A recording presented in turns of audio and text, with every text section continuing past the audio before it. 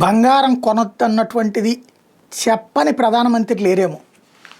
ఇందిరాగాంధీదే గుర్తుకు చేసుకుంటున్నారు. కాదు, లాల్ బహదూర్ శాస్త్రి పిలుపునిచ్చారు.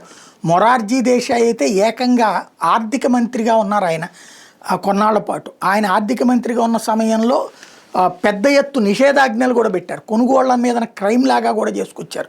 వాస్తవంగా 1962 యుద్ధం సందర్భంలో 14 క్యారెట్లకు మించిన బంగారం కొనొద్దన్నారు. ఫారిన్ ఎక్స్చేంజ్ రిజర్వ్స్ తగ్గిపోతున్నాయని అది కూడా ఆ తర్వాత బ్యాన్ పెట్టారు. 1968లో అయితే బంగారం కాయిన్స్, బంగారపు బార్స్ ఉంటాయి కదా, వాటి మీదన అక్రమమని, అలా కొంటే అక్రమం అని చెప్పి చట్ట ప్రకారం ఓ చట్టం చేసి కేసులు కూడా పెట్టారు. కాబట్టి బంగారానికి సంబంధించి మొన్న మన్మోహన్ సింగ్ నిన్ననే నేను ఆ వీడియో కూడా ప్రొజెక్ట్ చేశా.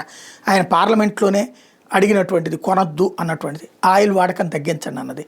అవన్నీ సంక్షోభాలు లేని టైంలో మన్మోహన్ సింగ్ చెప్పాడు. ఇప్పుడు ప్రపంచం అంతా సంక్షోభం ఉన్న సందర్భంలో మోడీ చెప్తున్నాడు.